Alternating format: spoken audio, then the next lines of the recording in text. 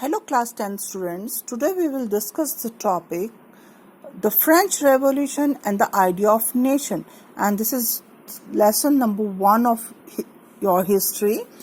And here the first clear expression of nationalism came with the French Revolution in 1789.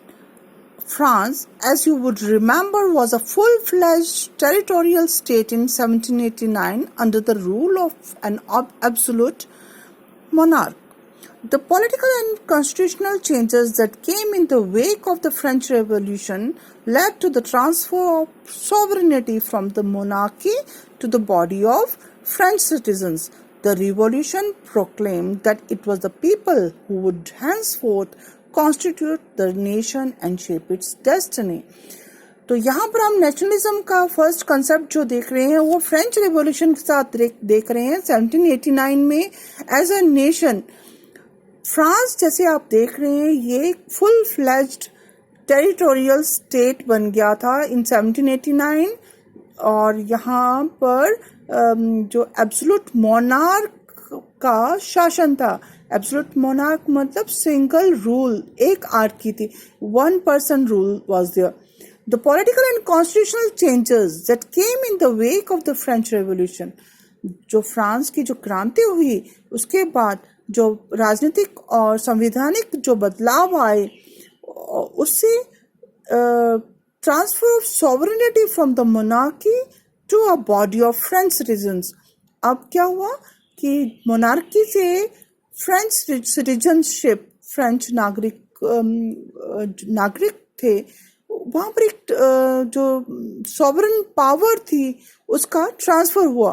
The revolution proclaimed, जो क्रांति थी उसने ये proclaim किया that it was the people who would constitute the nation and shape it's destiny, कि लोग जो हैं वो नेशन को बनाते हैं और उसकी जो डेस्टिनी है उसको शेप करते हैं, मतलब उसका जो भाग्य के निर्माता भी वही हैं. From the very beginning the French revolutionaries introduced various measures and practices that would create a sense of collective identity among the French people. The idea of la patrie, the fatherland, les citoyens, the citizen, emphasized the notion of a united community enjoying equal constitution. A new French flag, the tricolor, was chosen to replace the former royal standard. तो हम यहाँ पहले से देख रहे हैं कि जो फ्रेंच रिवोल्यूशनरीज थे, फ्रांसीसी जो क्रांतिकारी थे, उन्होंने बहुत सारे तरीके अपनाए कि एक कलेक्टिव आइडेंटिटी, मतलब इकट्ठी सामूहिक उनकी इंडिविजुअलिटी दिखे लोगों फ्रेंच पीपल में.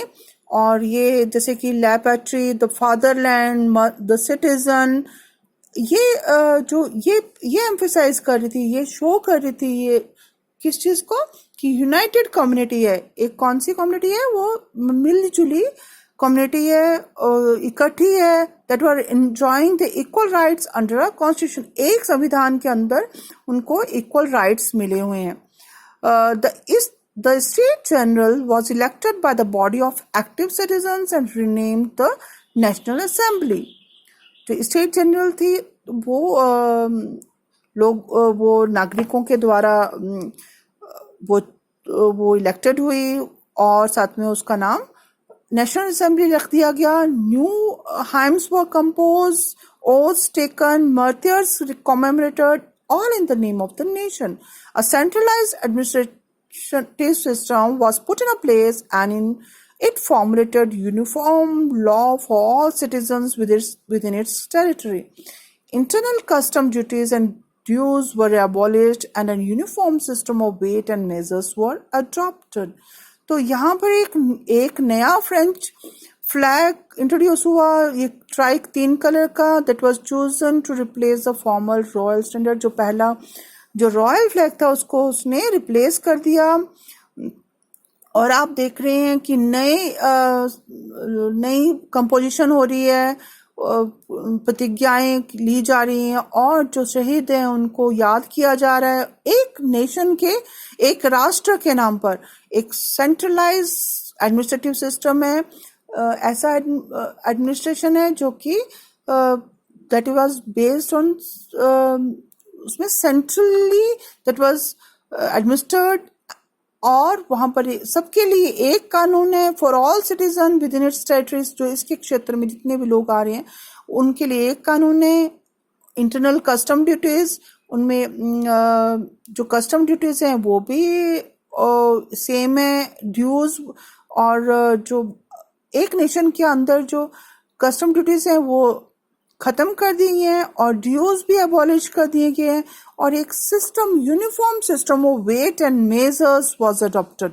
रीजनल डायलेक्ट्स वर डिस्करेज्ड, जो and French as it was spoken and written in Paris become the common language of the nation.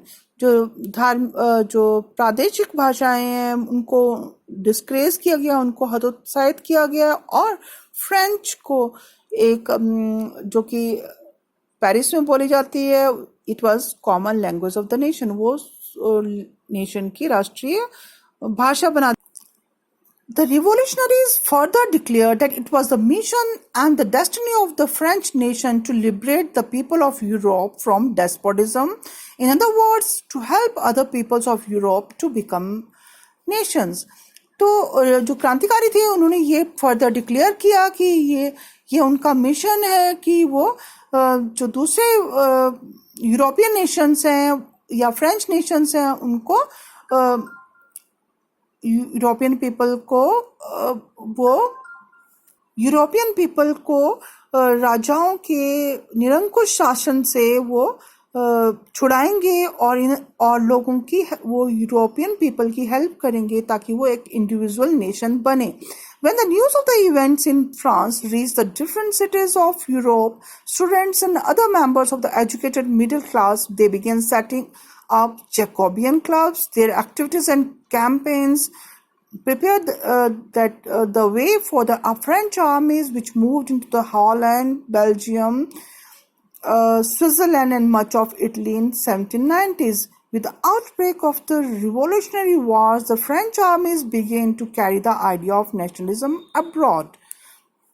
तो यहाँ देख रहे हैं कि जब ये घटना घटी फ्रांस में, तो जो स्टूडेंट्स और अदर मेंबर्स है जो एजुकेटेड मिडिल क्लास के थे, जो पढ़े लिखे लोग थे मिडिल क्लास के, उन्होंने जैकोबियन क्लब्स फॉर्म करना शुरू कर दिया, बनाना शुरू कर दिया। उन्होंने दे एक्टिवली पार्टिसिपेटिंग इन दैम, और उनमें कैंपेन्स भी शुरू किए ताकि कि जो फ्रेंच आर्मी ताकि मूव करे कहाँ पर, into the different nations like Holland, Switzerland and much of Italy in 1790s. With the outbreak of the Revolutionary Wars, the French की जो आर्मी थी, that begins to spread the idea of nationalism in the different countries. Within the wide swath of territory that came under his control, Napoleon set about introducing many of the reforms that he had already introduced in France. Through a return to monarchy, Napoleon had no doubt destroyed democracy in France, but in the administrative field, he had incorporated revolutionary principles in order to make the whole system more rational and efficient. जो प्रदेश थे Napoleon के अंदर, तो Napoleon ने बहुत सारे सुधार भी वहां पर इंट्रोड्यूस किए, और it was a return to monarchy, मतलब कि सिंगल पर्सन का रूल था नेपोलियन का, but he also introduce some reforms, और उसने सुधार इंट्रोड्यूस किए, और no doubt he destroyed democracy in France. उसने फ्रांस में जो डेमोक्रेसी, जनतंत्र था, उसको ख़त्म किया था, बट एडमिनिस्ट्रेशन के फील्ड में उसने बहुत सारे चेंजेस किए। He had incorporated revolutionary principle, क्रांतिकारी परिवर्तन लाए in order to make the whole system make more rational and efficient. The Civil Code of 1804, usually known as the Napoleonic Code, did away with all the privileges based on birth, established equality before the law, and secured the right to property. Civil code जो Napoleon ने introduce किया, जिसमें कि सारे जो अधिकार based जो कि जन्म के आधार पर थे या समानता के आधार पर जो अधिकार थे, तो everyone was equal before the law and everyone has the right to property. This code was exported to the regions under French control. France के जो कंट्रोल में जो और भी क्षेत्र थे वहां पर भी ये आइडिया स्प्रेड कर गया. In the Dutch republics in Switzerland, in Italy and Germany, Napoleon simplified administrative divisions. उसने जो एडमिनिस्ट्रेशन की जो यूनिट्स थी, जहां पर वो प्रदेश जहां पर वो शासन करता था, वहां पर ही एबॉलिश द फ्यूडल सिस्टम. जो फ्यूडल लैंडलॉर्ड सिस्टम था, जमींदारी प्रथा थी, उसने वो खत्म कर दी. And freed peasants from serfdom. और जो किसान थे वो जो दूसरों के खेतों पर, जमींदारों के खेतों पर काम करते थे, वो भी खत्म कर दी. और and manorial dues also in the towns too, और guild restrictions were removed. शहरों में भी जो गिल्ड फॉर्म होती है, मतलब एक जो पर्टिकुलर आर्टिजन्स की कम्युनिटी होती है, वो एक गिल्ड बनाती है, वो सारे उसके अंडर काम करते हैं. उसमें कुछ रेस्ट्रिक्शंस इम्पोज होती हैं, कुछ रोक होती है उनको, वो दैट वर रिमूव्ड, वो खत्म कर दिए. Transport and communication system improve कर दिया. Peasants, artisans, workers and new businessman, they enjoyed a new found freedom. उनको नई नई आज़ादी प्राप्त हुई. Businessmen and small-scale producers of goods in particular began to realize that the uniform laws, standard weights and measures they have benefited them.